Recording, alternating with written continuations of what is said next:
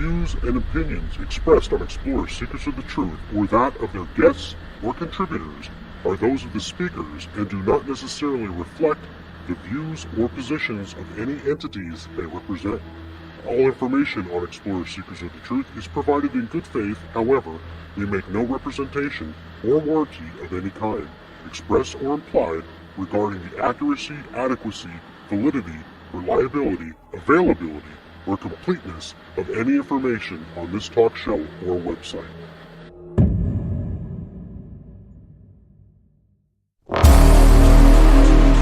From monsters and ghosts to otherworldly beings, join the Explorers as they venture into the darkest realms, seeking the truth to what goes bump in the night.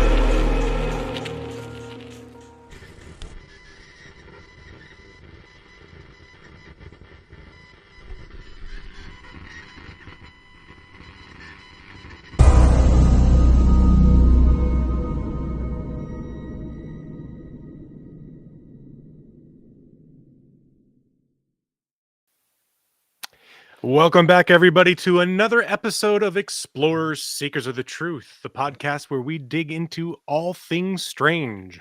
I am Les, one of your hosts for the evening. And I am Chad. And tonight we're going to dive into some of the lesser known legends. We're going to talk about the other legends associated with the area of Loch Ness, Scotland.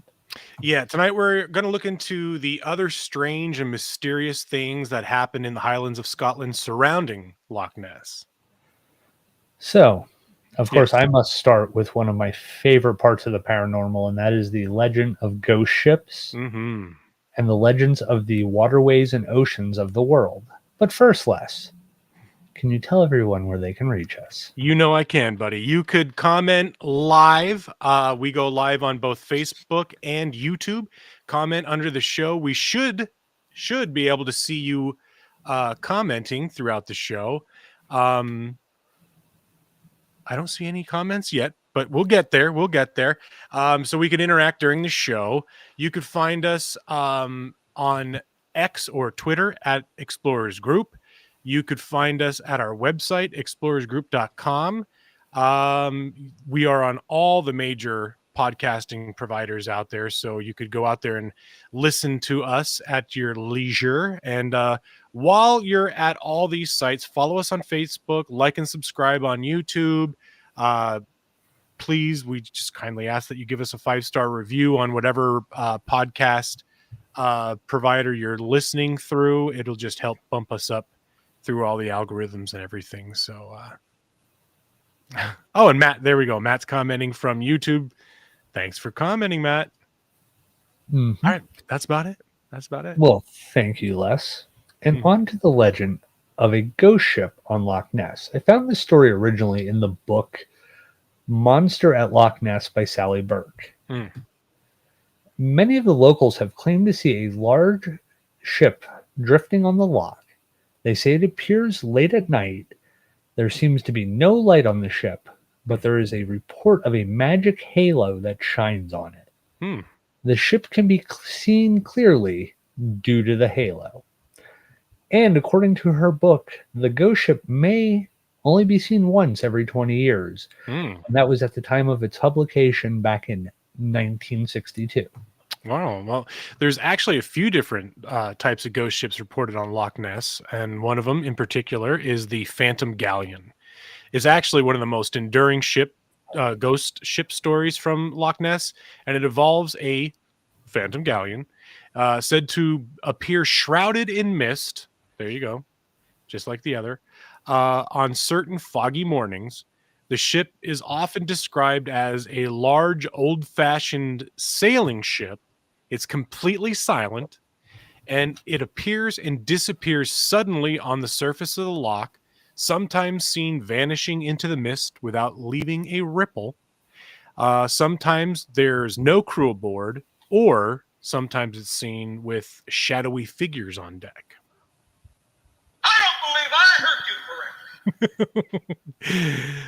Ladies and gentlemen, be prepared for a lot of sound bites. Chad's got a soundboard, and he's not afraid to use it. So, there is an association with the clan wars and the tragedies in this area, Mhm. where some of the stories tie the ghost ship to either a clan battle or drowned souls from a shipwreck during the period of conflict in the Highlands. Mm. And because the loch does have a long history with the clan MacDonald and the clan Fraser, some say the ship carries the spirit of warriors who died in the water. Yeah. Now, a second ghost ship has also been reported, right? So I don't, I don't know if I would even call it a ship because it's a rowboat, a rowboat with no oarsmen.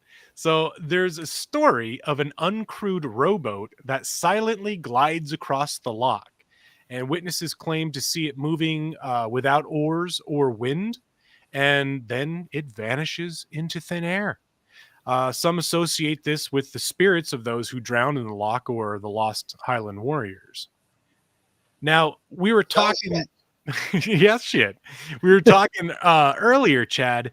Um, Now, all these ships have like the glowing aura and all that stuff, but do you think it could just be maybe reflected light from the surface of the loch, kind of illuminating the mist around the ship, and instead of rather it vanishing, it just gets lost in the mist? Like it just your line of sight gets distorted enough where it looks like it's just disappearing. Yeah, I think you're. I don't think if you're looking at it as a physical ship, Mm-hmm. I think there's so many different things that could attribute to, like you said, like the reflection off the water gives it this kind of eerie glow. People may see like a more modern ship out there and say they're having some electrical problems, so they have lights cut off, Mm-hmm. so they're not necessarily seeing, the crew on the decks working on stuff or moving stuff around. Or again, it's perspective. Like you see it from a distance. Are you actually not seeing light, or are you at an angle where the light doesn't seem to carry to your vantage point? Yeah, yeah. And so I think even like with the sailing type ships, if you look at some modern high masted ships with their radar and sonar and different kind of equipment, con towers and stuff like that, Mm-hmm. that at night at a distance may appear to be an old sailing ship. Yeah, that's true. You That's know, true.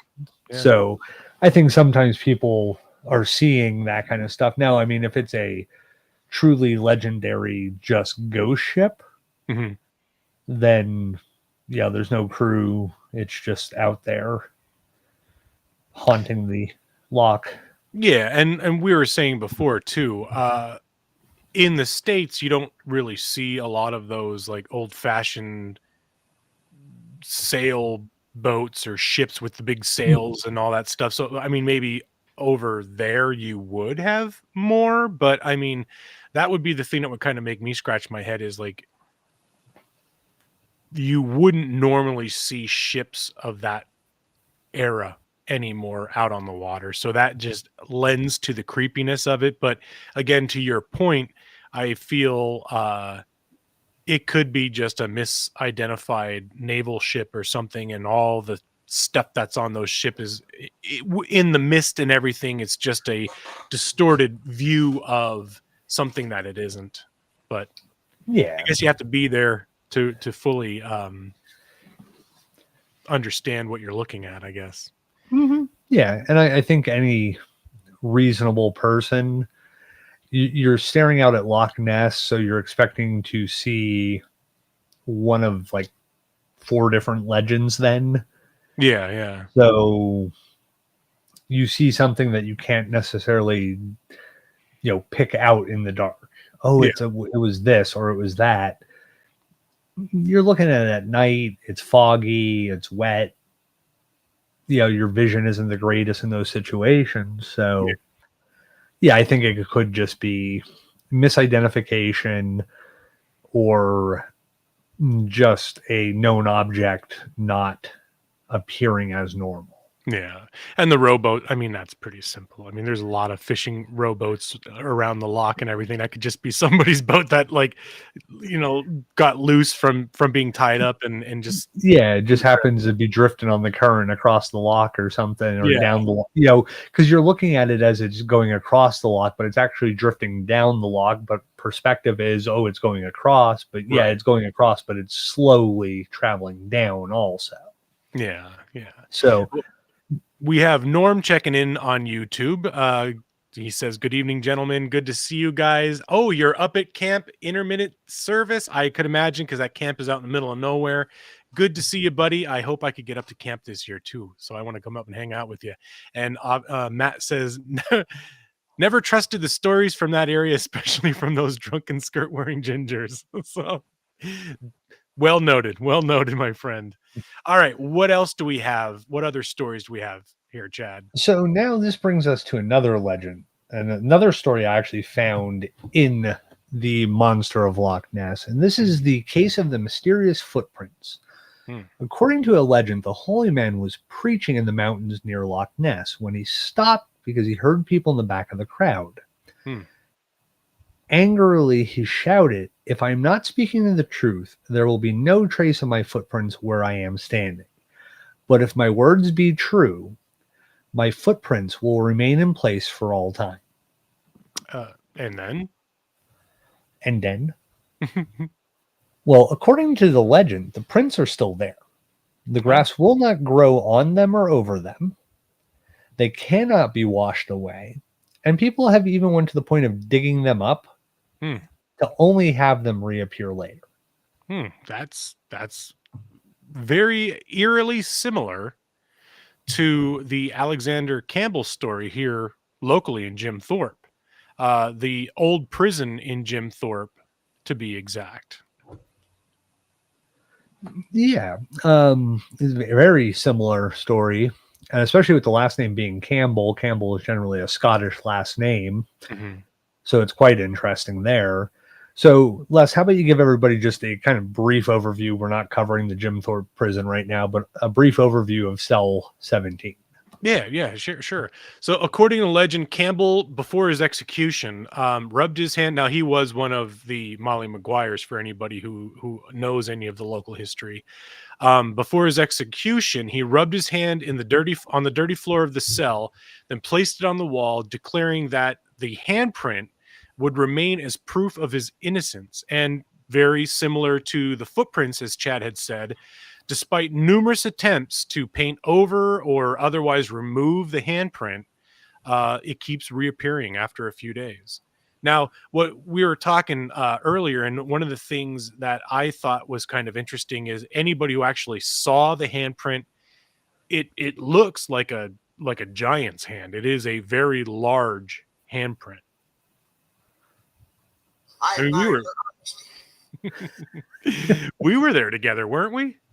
Yeah, I think so. Yeah, I know we've both been there separately. I know I was there as a kid, and stuff like that. And I think you and I have went there at least once together, and I think maybe Matt was with us. I think so. Yeah, Norley. Yeah, I think so. Yeah. Joe, Matt or Joe was with us. We were doing something. I think it might have been Joe.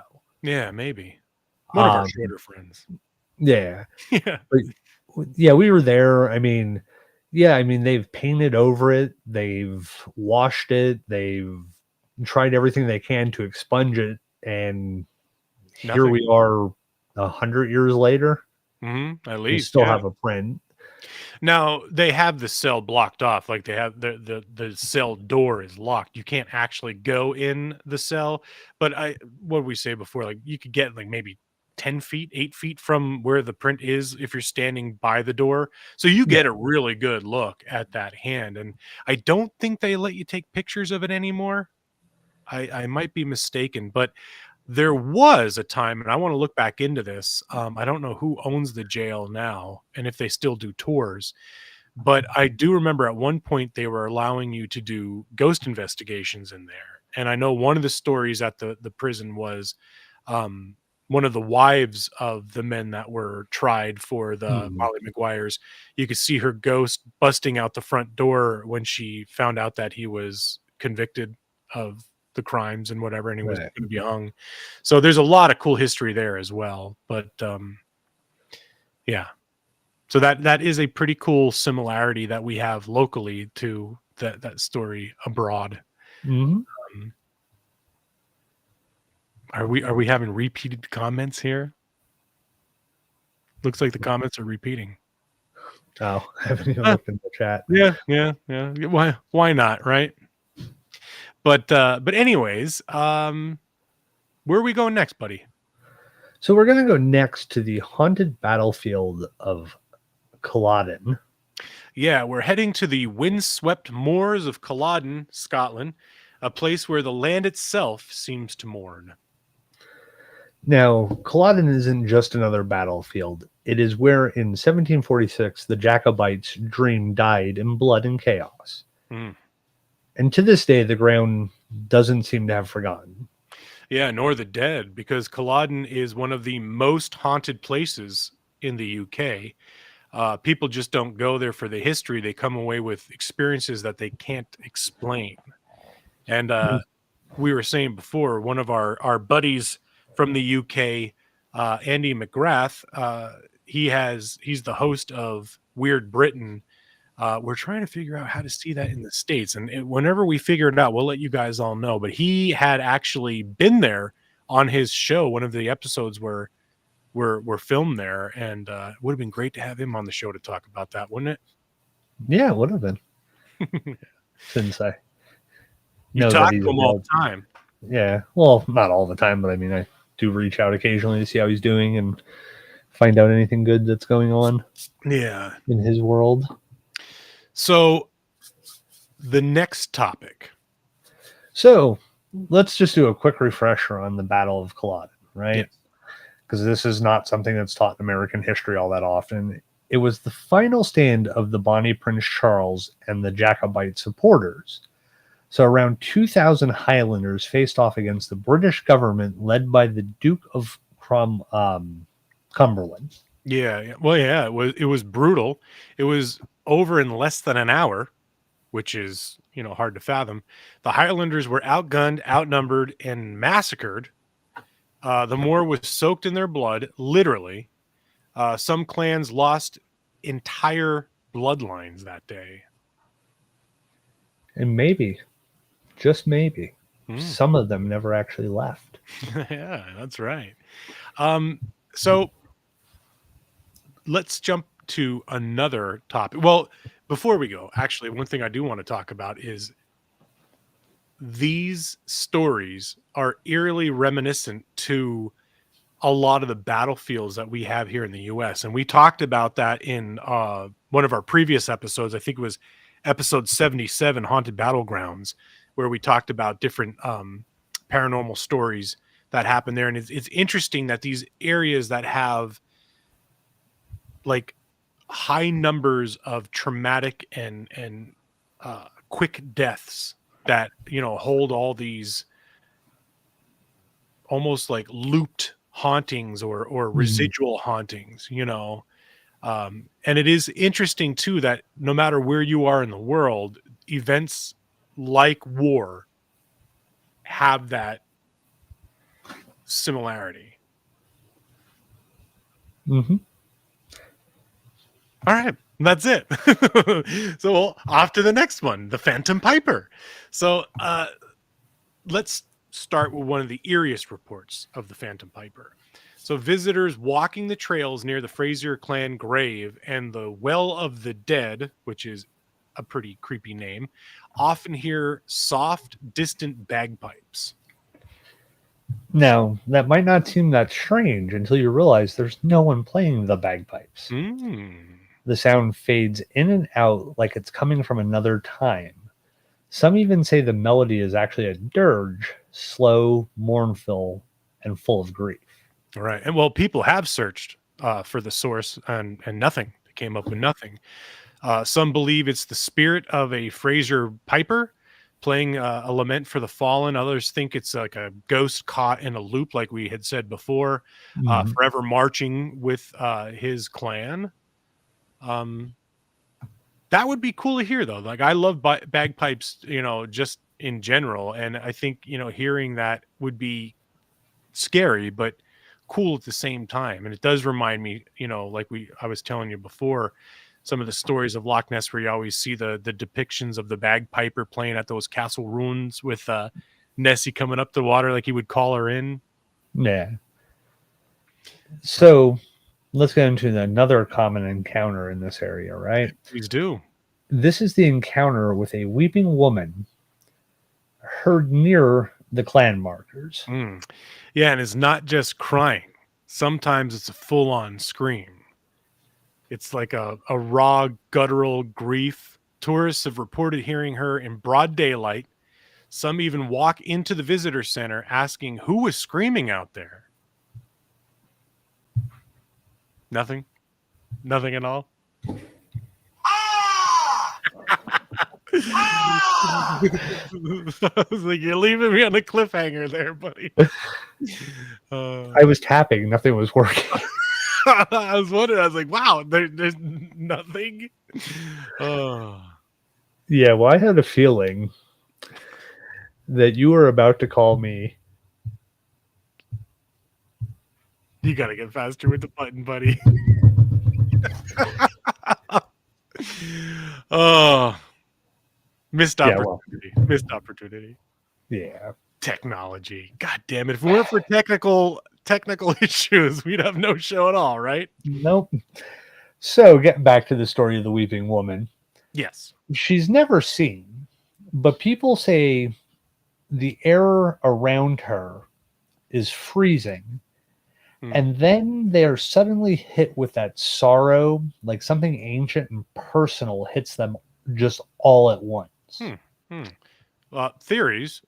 She's a mother, maybe, or a widow, someone who lost everyone that day and, just can't move on. And, when you're talking about the air around freezing, again, very typical with paranormal encounters and paranormal reports, cold spots, sorrow and overwhelming senses of whatever the emotion was of that person when they died, so it's your classic crying woman or woman in white or we talked about that in the Lost Loves episodes. I don't remember what number that one was off the top of my head, but you guys can find it on our YouTube channel or Spotify. All right. What's the next one? So now let's talk about soldiers, right? So because Culloden has its own ghost battalion. Nice. So there are regular reports of shadowy figures, some in red coats, others in Highland dress, wandering the field, most often at dusk or dawn. Of course, those are your classic time of day. And it said that they don't interact to the point where they don't even notice the living. They just kind of march, stagger, or stand like they're stuck in their final moments of life at that point. That's another typical report with these battlefield hauntings. But there's even a case from a few years ago. 2 women walking the field early in the morning. They saw a group of reenactors, in quotes, in full Highland gear. They waved, smiled. Then the figures just vanished. No reenactment. This is the weird part, though. No reenactment was even scheduled that day. And no footprints in the dew, in the field at all. So... We've talked about that before, like Drew. Remember our friend Drew had that kind of similar report down in Gettysburg where he was going back up for a camera or something like that, and there was a whole slew of soldiers running down like they thought it was a reenactment. He was going for his camera and everything, came back down and there's nobody there and nobody else saw it. A lot of weird stuff like that. Now the next topic I think is interesting too, because this is another story that we have here in the States. Yeah. It's also one of my favorite story grouping, basically. And that is the story of Headless Horseman. Because of course there has to be one. Right? Of course, yeah. Well, it's reportedly seen galloping across the field on stormy nights, no head, a dark horse. People hear the hooves, even feel the ground shake as the horse runs. But when they look, there's no one or nothing there. Yeah. So here's one of the theories that people present is it was a Jacobite cavalryman who was decapitated mid-charge. Some say his spirit is still searching for his brothers or possibly looking for the man who took his head, which is generally the story with a headless horseman that comes from a combat situation. They're generally looking for the person who took their head or their head. So Right. I wonder if this story has any relation to the headless horseman of Sleepy Hollow. Wonder if this was the granddaddy or the inspiration for that. No. We did you pay attention to our show ever? We've covered the headless horseman of Sleepy Hollow. Oh yeah, they think it was the Hessian soldier that lost his head, but I wonder if maybe some inspiration was taken from these other stories to write it, and because there was no proof of the Hessian actually being decapitated. Yeah, there was a dead Hessian captain. I don't pay attention to the shows, clearly. Yeah, clearly. That or we do different. It would be funny to see like what we actually pay attention to each other on. That's right. That's right. Now you're really looking at like the Dullahan, which is the headless horseman, and it comes from Gaelic folklore and stuff like that. So you're going to have Irish headless horsemen, Scottish headless horsemen. Does it also lend when you come to North America? Yes, because those areas that you're referring to are settled by those cultures. Right. So yeah, there is a element of it, but yes, there is also individual stories from different battlefields of a headless specter riding a horse across the field or into a certain area of the field. No, true. Well, it's just like the folklore and all that stuff, like you were saying, from the different cultures as they come into different areas, they bring that with them, the superstitions, the ghost stories, the little what do you want to call it? A jelly donut, indeed. So it does. It kind of it exchanges hands there. But what's the next one we're going to?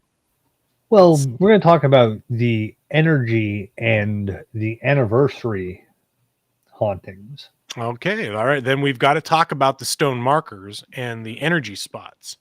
Now, we talked about this in a lot of our past shows too, with ley lines and intersecting areas and areas of high strangeness. So paranormal investigators have recorded strange EMF spikes, cold zones, kind of like we're talking about with the Weeping Woman, batteries being drained, all around the clan graves and especially the stone circles on the sites. Mm-hmm. And then there is April 16th, the actual anniversary of the battle. Mm-hmm. And this is where locals and visitors alike claim the battlefield comes to life that night. Distant cannon fire, screams, the clash of steel, and even sometimes the smell of gunpowder on the wind. Yeah, one man said he felt like he was being watched the entire time, which is creepy. And he was the only person on the field.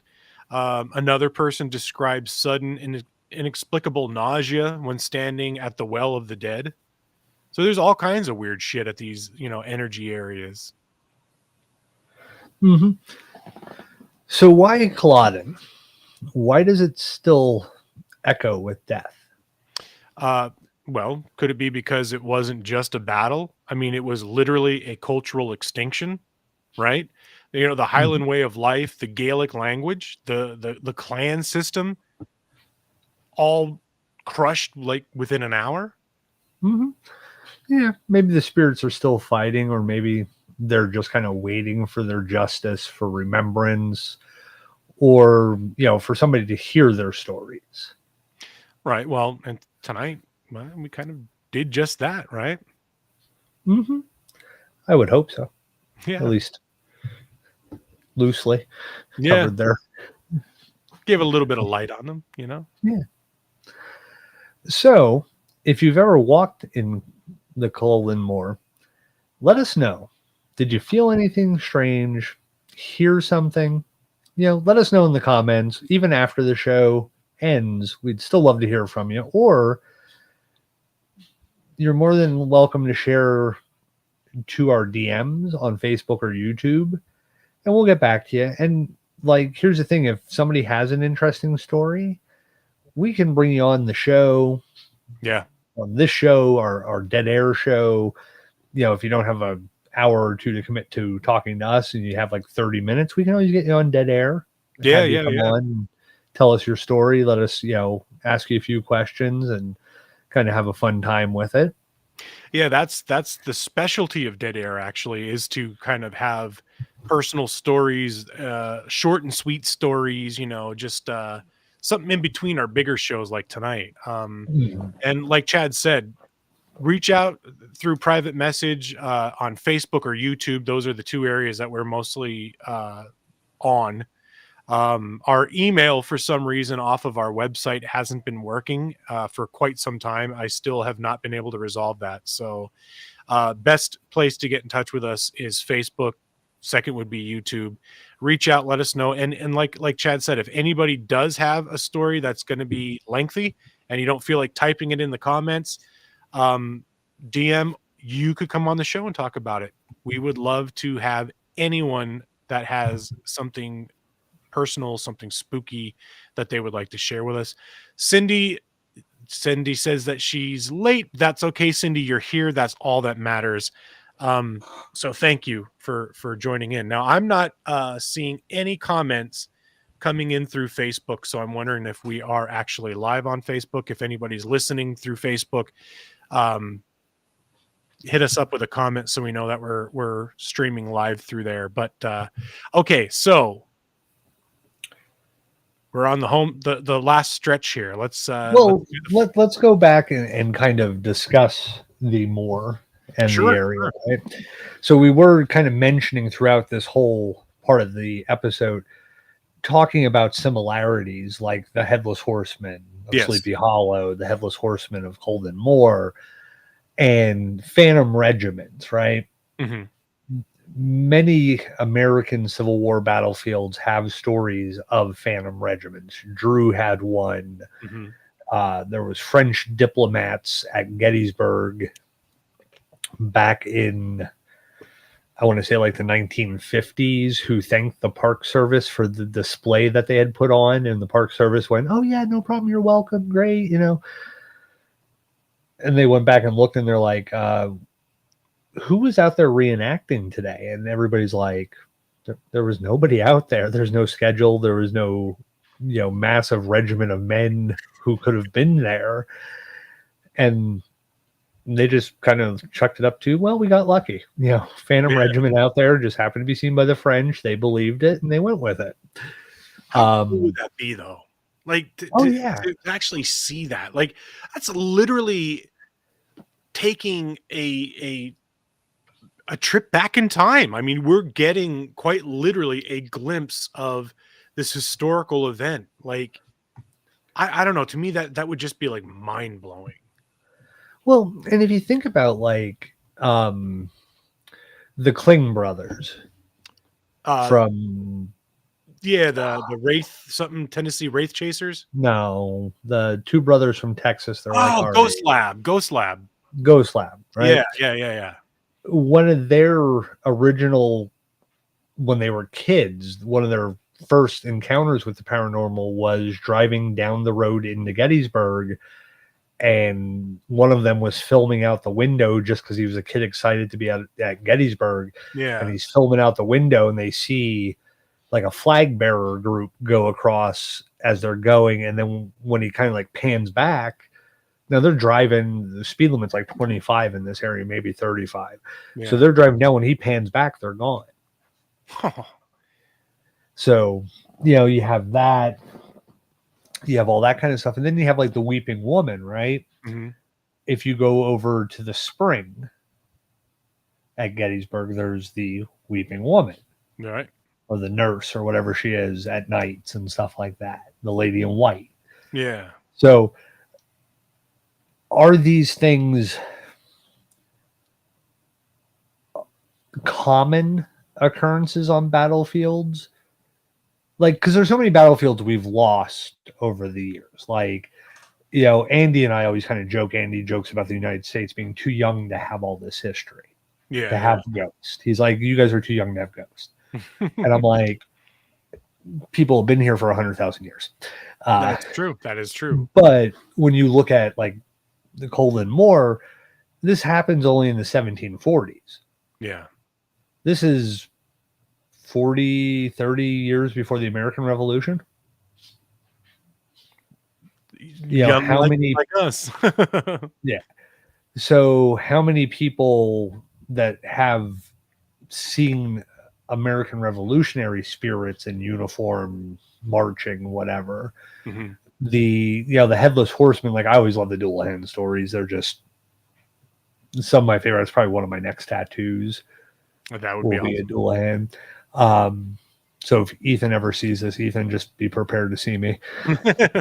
My tattoo artist. But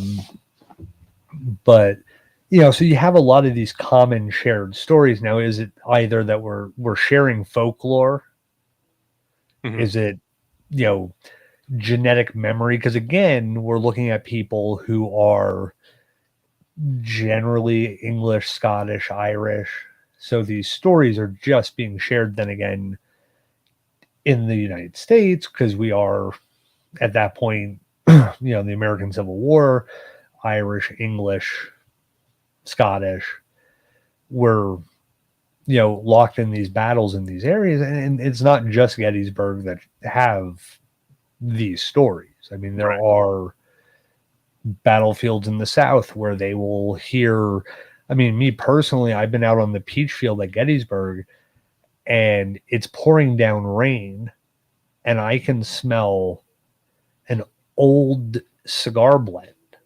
It's not a modern, like it didn't smell like a real, like, modern cigar. It smelled like a very old cigar blend. It's pouring down rain. It's thunder and lightning. I'm walking along the road at the peach field, and I can smell it crystal clear. Yeah. Now, thunder and lightning, pouring down rain. As far as I could tell, I was the only person in that area. Now, was I catching a draft from a car driving by, somebody smoking a blend that they like, and they're puffing it out the windows, they're going by, and it just happens to catch the air and hit me? Could be. Yeah. But then again, there's multiple reports. Our friends who do reenacting and stuff like that have said to us, oh yeah, there's times where you'll smell gunpowder. You'll smell the burn. Also, the phantom gunshots. Yeah. The clashing of metal. So you're hearing that kind of residual effect, the sound, stuff like that. So I remember one time. Go ahead. Sorry. No, I was just going to say, I think it's very interesting that, here's another place in the world that has the same similar, development of paranormal events. Yeah. Yeah. When we were, I was down at Gettysburg the one time with Prey Paranormal Group. We did an EVP session on that trail. Like if you go down from the top of Devil's Den, down over the opposite side through the field, there's a walking path down. Me, you, and Russ were down there the one time too. There's that little wooden bridge. We were down there doing an EVP session, and as we're asking questions and you could hear us talking, you could literally hear behind us like clinking of like cups and like maybe mess kits or something, like on a backpack or something, as they're marching through. I mean, you could literally hear it. It was clear as day. And there were a few questions. Gosh, it's escaping my memory right now, but Neil had asked a question. Who's your commander? Or so I can't remember what it was, but they said Lee, which was interesting. So yeah, a lot of weird stuff down there. And like we were saying before, with battlefields, there's so much traumatic death and instant death and fear and heightened energy and everything. And it's no wonder that gets trapped in those certain locations. Mm-hmm. So do you remember the old video of the, for lack of better terms, the ghost at Gettysburg moving through the woods? I think I know what you're talking about. I think I remember seeing that on Paranormal Caught on Camera, where it was like a woman and her husband. They were filming down. It was kind of like at dusk. Yeah. Yeah. Yeah. So I wonder if anybody in Colvin Moore has something like that. That'd be cool. So for those listening, what Chad's referencing is there was a husband and wife filming around dusk. It was getting dark. And you could see white figures kind of moving through the foliage, the trees and bushes and stuff. To me, it looked like people wearing like maybe like a white t-shirt or something like that, or white shirts, kind of walking through the woods, like up a trail, like you could see them through the trees on a trail, maybe going up the hill a little bit. It was really hard to see because it was an older footage. It was kind of grainy, like nothing was really clear. But to me, when I saw it, it just looked like people walking and talking, because you could hear talking, like you could hear the husband and wife talking, but you could also hear other voices. And it just, to me, it just looked like they were filming people walking in the woods. But the reaction they had, and they were able to see more clearly because the camera, back then the low light technology was not near what it is now. So it looked dark on the film, but to them it could have been still clear enough that they're not seeing it, but they're seeing it through the viewfinder of the camera. Yeah. Well, to me, it's one of the more believable pieces of footage from there, opposed to the ghost at the cannon that came out a couple of years ago. You mean the raindrop going down the window? Yeah. But so I think we should probably move on now. Sure. Yeah. So to wrap up the show, we're going to be talking about a man who called himself the Great Beast, the so-called wickedest man in the world. And Chad, who is that man? We are talking about the one, the only, Aleister Crowley, and Boleskine House, and his strange connection to one of the most haunted places in the British Isles, that being Loch Ness. So let's start at the beginning. He was born Edward Alexander Crawley in 1875, which that still blows my mind. I didn't think he was born in the 1800s. For some reason, I thought he was born in the early 1900s. This guy's journey into the occult was anything but casual. He ditched a conservative Christian upbringing and dove headfirst into mysticism, sex magic, ceremonial rituals, you name it. The dude was into it.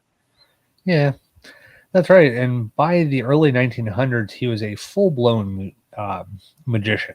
He claimed to have channeled a spirit, Iwas, in Egypt that dictated the Book of Law to him.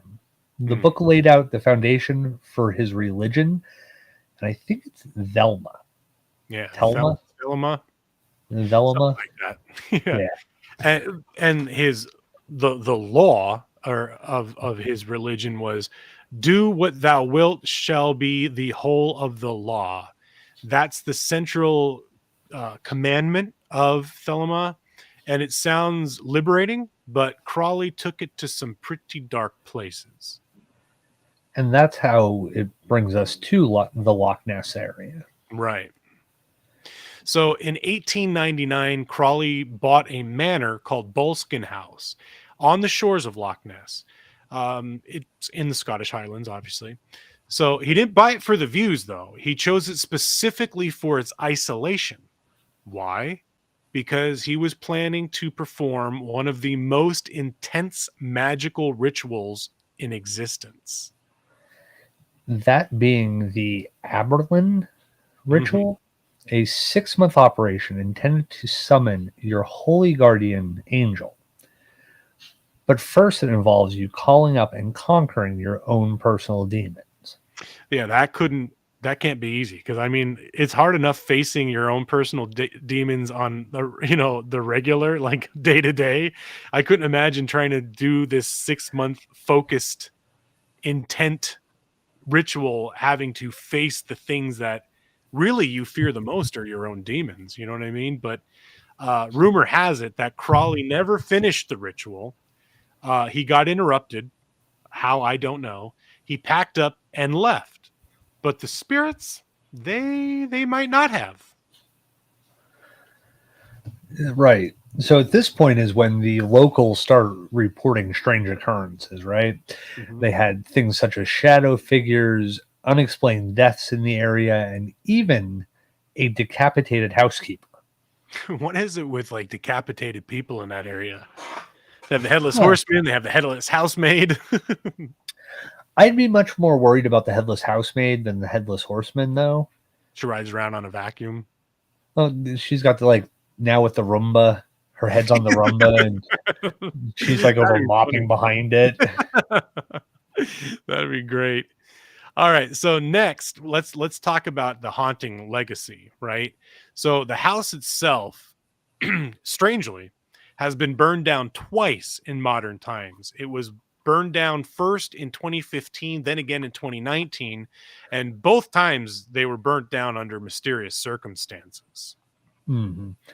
Yeah, and Boleskine has drawn in other famous occult enthusiasts too. The likes of Jimmy Page from Led Zeppelin had bought it actually in the 70s because he was fascinated by Crowley. But even he didn't live there that often or stay there that often because it was just too weird, he said.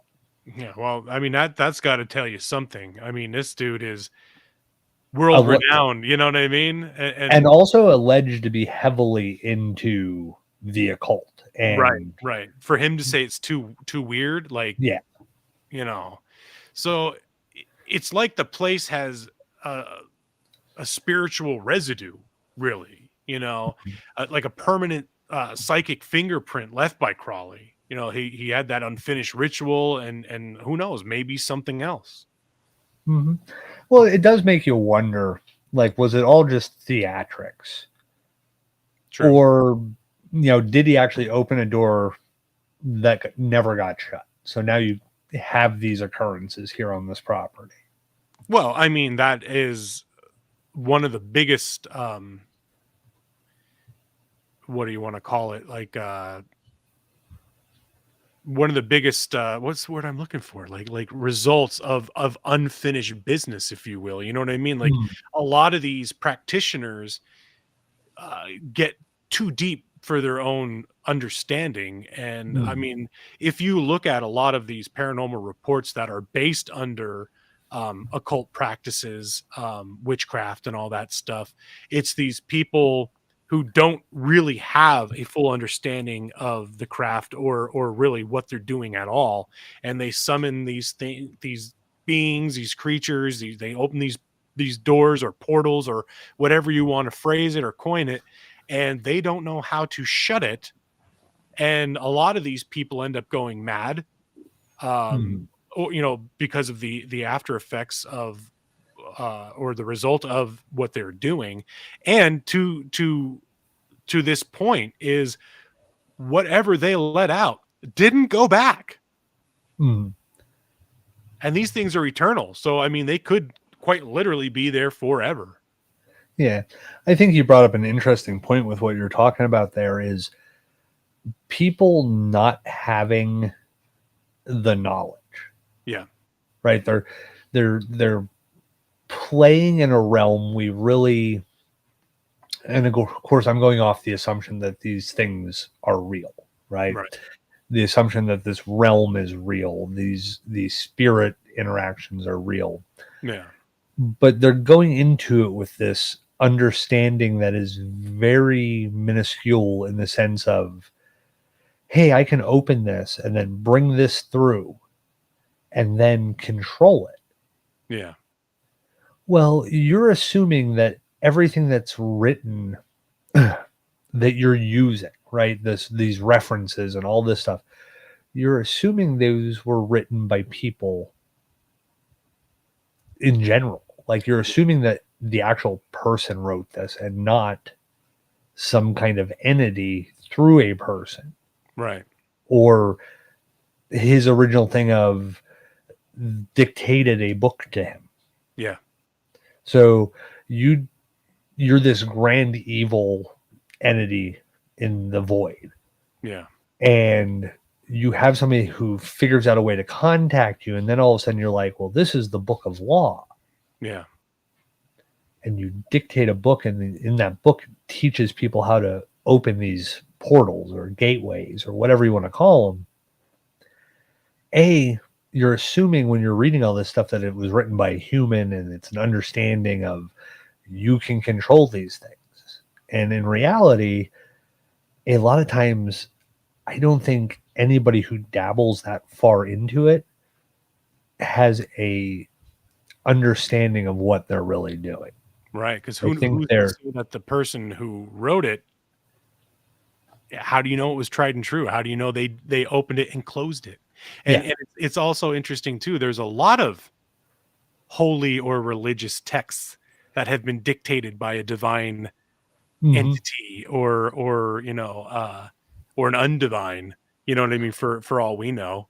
Well, the funny one you brought that up is there's a boy on Instagram, and he brings up the thought process of Loki, the Norse god of mischief, right? Is the god in the Christian Bible. And if he basically lays out this thought process where if Loki doesn't kill Balder, it doesn't start Ragnarok. But if he took the apples from the orchard of Inman and hid them from the other gods, they would die, but wouldn't cause Ragnarok. As long as Balder's still alive, Ragnarok doesn't start. So he takes the apples from the orchard, hides them. The other gods die off. Loki is left as God, so he goes and dictates the Bible, the Torah, and then what becomes the Bible, to the Jewish and then later the Christians. Yeah. And basically, when you take the apocalyptic text at the end, Revelations, right? If you weigh out the 4 horsemen, it's actually 5 horsemen of the apocalypse. 4 by name, followed by Hades. Hell is already established as a word in the translations. Hades is not a placeholder then. Hades is the Greek god, Hades, god of the underworld. And you look at the first rider, it's Zeus. Ares. There's 4 and then Hades. So it's Zeus, Ares, Hermes, because if you look at the traits that are written in the Bible of the horsemen, those traits are also found by distinctly different Greek gods. Each one has their own set thing. Yeah. And in the Christian Bible, the 4 horsemen plus Hades have those attributes. Wow. So Loki actually misleads everybody, and the Greek gods are coming back, and then Loki uses the horsemen of the apocalypse to try to raise an army to defend him against the Greek gods. Wow. Yep. So you can make correlations of a lot of things. You can draw lines. You can tie little red strings to picture dot, things and make it all sound good. Yeah. The kid did a good job with it. Like, he's very intelligent. But it's also one of those things where he just made up a lot of it as he went. Yeah. Used details from the Ragnarok and from the Christian Bible and Greek gods and stuff like that. He used all the mythos of it all and then drew those lines. Yeah. But yeah, I could blow your mind if you really get into it. You can break down each one of the horsemen into the specifics that tie them back to the Greek gods. You can also tie Adam and Eve, Garden of Eden. What do Adam and Eve eat in the Garden of Eden? What is a quince, an apple? An apple, right? What happens as punishment for Adam and Eve? They were sent to Earth. Expelled They out were of the banished garden. from the garden, sent to Yeah. Earth. But Adam lives 930 years. The law of witness, right? The Norse Aesir gods eat these apples for their immortality. Odin, being the All-Father, is all-knowing. The tree of the apple of knowledge of good and evil. Mm. Right? So I just completely fucked your life. that is mind-blowing. Mm-hmm. You're welcome. Yeah. See, I love that though. But I mean, you could, like, all these religions and beliefs and whether it be pagan or Christianity, like, all of them have tie-ins to each other, and there's all little snippets pulled from here and there. So to your point, you could draw strings and kind of make these connections to all sorts of things. But it really is mind-blowing how closely relatable that is. Mm-hmm. Maybe we should do a show on that. Just reach out to the kid who does all the theory behind it and have him come on and talk about it, because it is awesome. Like, it is very interesting. I follow him on Instagram, and I found it the one day just doom scrolling through stuff, and I was like, start looking at it. I'm like, hold on a second. He says this, so I go back and look it up, and I'm like, no, that's right. Mm-hmm. That's in there. Go back and look, and I'm like, that's also in there. Yeah. And I was like, okay, do the Ragnarok mythology from it. And I'm like, okay, that's all in there. And as long as Baldur doesn't die, it doesn't trigger Ragnarok. So therefore, also there's two humans at the end of Ragnarok who, along with the rebirth of the gods, certain gods, repopulate the earth. It all points in the same directions. Mm-hmm. Now, but back to Aleister Crowley. Back to Crowley. So, well, I mean, whatever your take is on Crowley's, Crowley's legacy is massive. Mm-hmm. He's influenced, everything from Wicca, like we had mentioned before, like his law, the quote, the Wiccan, what is it? Harm none, do as thou, harm none, do as thou wilt, so mote it be, or something like that. Very similar to Crowley's law. And modern ceremonial magic, Satanism, rock music, even pop culture, all has been influenced by Crowley. Yeah. I mean, even the jelly donut have been influenced by Crowley. Oh no, it's a crawler, it's not a Crowley. Right. Oh, God. But yeah, you do have the pop culture influence. I mean, you have David Bowie, Ozzy Osbourne, even the Beatles referencing him. Yeah. And yet most people have no idea that at one point in his life he actually called Loch Ness home. Right. And here's the twist, right? Some people think that he might be linked to the rise in Loch Ness monster sightings. So in the early 20th century, he possibly stirred up something ancient in the waters. And, because the dude's up there summoning who knows what. Mm-hmm. So could all this be a byproduct of his meddling in the dark arts? Mm-hmm. Well, even if you think about our episode with the Owlman on Dead Air, mm-hmm. which is available on YouTube and Facebook. That's right. And the podcast provider of your choice. And all your favorite podcast providers. Mm-hmm. Leave a comment. Let us know what you think. That's right.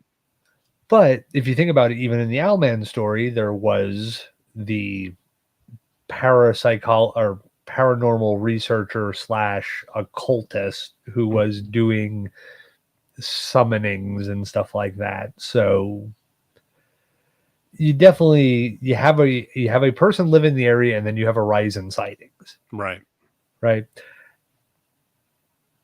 I don't like coincidences. It could 100% be a coincidence, but if this person moves to an area and something we haven't seen for, say, maybe 50 years at that point, or maybe is only seen randomly over that 50 years prior, all of a sudden is being seen 2-3 times a day, or 2-3 times a month even. Right.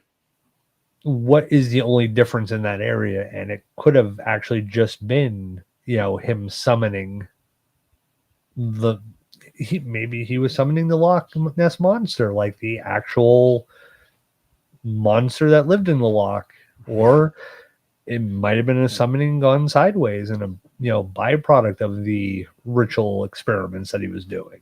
Right. Maybe, or maybe Nessie was just the least weird thing swimming around after Crawley moved in.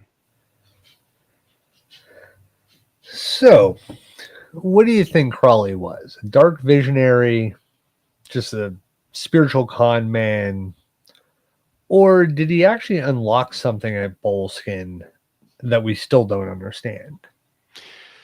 Well, that is the question. That is. That's why I asked it. Yeah, that's what we all would love to know. Honestly, we should just try and dig in deeper to Boleskine too and see what else we could find. Because that alone, Crawley himself is an interesting topic. I've always been kind of intrigued by the stories of Crawley. Now, I never really dove into any in any length at all, but he's definitely a person I'd like to learn more about. He's very interesting, and that house in particular, with all the people that had lived there and had experiences, that I think would be a great topic to talk about. Yeah, I think the kind of occult practices of the turn of the century is always kind of interesting. Yeah. Because you have so many different elements of it. You have people like Crowley, the Hermetic Order of the Golden Dawn. Yeah. You have the, Harry Houdini's running around the world, believing it and then trying to debunk it, Sir Arthur Conan Doyle being involved, which we've talked about a few of that, things on those subjects before. And you also have like Edgar Casey that comes out 20s or 30s. His society's big. In fact, they have, I think their world headquarters or their world conferences in Virginia Beach every year. Which would be interesting to go to sometime because, it's a little less mysticism and more, things that you can kind of touch, taste, and feel. Yeah. So, but yeah, I mean, you have all this time frame is very interesting in that sense. Like it is a, post-war, pre-war time frame that you're looking at. And then, spiritualism always picks up after wars because people are trying to communicate with their dead loved ones. So these, people seem to jump out of the woodwork, and a lot of them are just or were just spiritual con men. Yeah. But the fact that somebody like Crowley, Edgar Casey, these names have persisted for years generally makes them a little more, maybe not credible, but at least a little more listened to or thought of in that sense. Yeah, I'd like to look a little bit more into those. Maybe we could save that for a Halloween show or something, because that'd be kind of neat to talk about these witches and warlocks of modern times or relatively modern times. I mean, it was a big uptick too, of like between the 50s into like the 70s, late 70s, with Raymond Buckland and Gerald Gardner. They started their own branches of Wiccan religions and stuff like that. And you have a couple other people. I think Scott Cunningham was another author who was big with the Wicca movement and stuff like that. So it would be cool. It would be cool. But I like Crawley and stuff. He was definitely into the more heavy stuff, the more dark. So I'd like to go down that rabbit hole one of these days and talk more about that and the Belskin house, or the Bolskin house, I mean. But that about wraps it up for tonight. We covered a lot of odd, not your typical Loch Ness reports, or not Loch Ness. What do you want to call it? Not monsters, but high strangeness, I guess. Mm-hmm. Yeah. So, like we always say, you could find us live every other Tuesday on Facebook and YouTube. Comment under the show, and we could try to get back, try to respond. We had a lot of odd things happening in the chat room tonight, a lot of repeated comments and stuff, so we were trying to keep up with all of them, but they were just duplicating and tripling and quadrupling. We are on all the major podcast providers, so like we always ask, follow us on Facebook, like and subscribe on YouTube, give us a 5-star review on the podcast provider that you're listening through. We fund all this stuff out of our own pockets, so we just ask that you share the show, help boost us, and that's all we ask. That's all we could ask for. Thank you everybody for tuning in who did, and Chad, thank you for putting this show together. This was a really good one. I really enjoyed it. Yes, it was a pretty decent episode. Did you happen to mention that we will be talking about goblins? No, but you could certainly indulge the audience with that. Yes. So our next episode, we're going to go get a bit deeper in some of the goblin and their folklore and sightings histories over the years.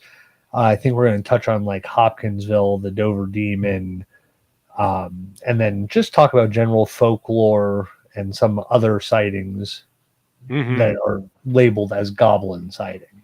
So you're not going to want to miss it. That's right. There's nothing better than creepy little creatures that go bump in the night.